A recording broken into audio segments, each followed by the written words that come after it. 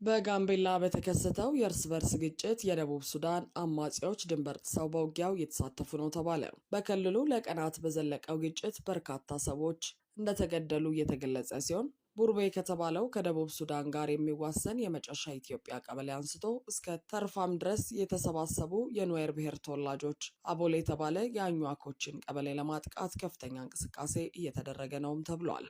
አንድ በጋምቤላ ከተማ የሚገኙ ስም አይጠቀስ ያሉ የሆስፒታል ምንጭ ከ200 በላይ ሰዎች መሞታቸውን እንደሰሙ፣ በርካታ ሰዎችም ሕይወታቸው አልፎና ተጎድተው ወደ ሆስፒታሉ መጥተው በጥይት ገጀራና ስለት ባለው ነገር የተጎዱ በርካቶች ናቸው። አሁን ላይ ከኛ አቅም በላይ ሆኗል በማለት ለመሰረት ሚዲያ ተናግረዋል። አንድ የከተማው ነዋሪ በየመንገዱ የተበታተኑ አስክሬኖች እስከ ትናንት ምሽት ድረስ ይታይ እንደነበር ምስክርነታቸውን ሰጥተዋል። ጋምቤላ ከደምቢዶሎ 100 ኪሎ ሜትር ገደማ ርቀት ላይ የሚገኝ ሲሆን በተመሳሳይ የኦሮሞ ነጻነት ሰራዊት መንግስት ሸኔ የሚለው በቅርብ ርቀት ላይ እንደሚገኝ፣ ነገር ግን ከአካባቢው ያገዛዙ ሰራዊት ይህን እያወቀ ተጠራርጎ እንደወጣ ገልጸዋል። በአጠቃላይ የደረሰውን የጉዳት መጠን ለማስቀመጥ ባይቻልም የአሁኑ ግጭት ተራ ግጭት ከመሆን ወደ ጦርነት ከመሻገሩም በላይ የፖለቲከኞቹ እጅ አለበት።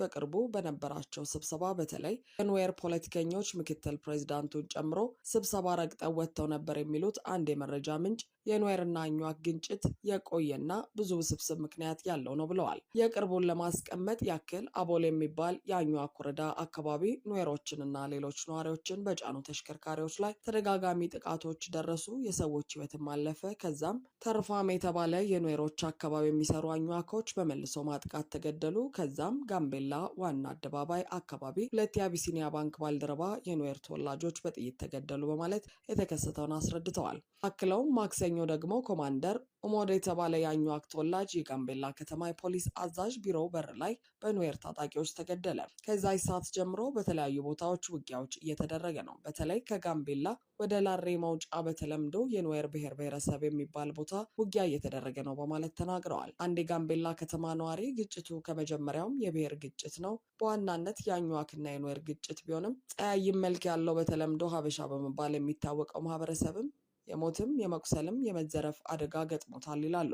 ከጋምቤላ 18 ኪሎ ሜትር ላይ በምትገኘው አቦልም ከሁለቱም ወገን ከፍተኛ እልቂትና ጥፋት መድረሱ ተነግሯል። ኑዌር የቁጥር የበላይነት ቢኖራቸውም ሁለቱም ወገን በከፍተኛ ደረጃ እንደታጠቁ ነው የተገለጸው። የኑዌር ታጣቂ በተለይ አጉል ኒያንግ በተባለ ቦታ እጅግ ከፍተኛ ጥቃት አድርሰው በርካቶች ማለቃቸው ታውቋል። ከዚህም በተጨማሪ የደቡብ ሱዳን አማጺ ቡድን SPLMIO አባላት ድንበር አቋርጠው በመግባት የአኟክ ብሔርን እያጠቁ እንደሚገኙ ታውቋል።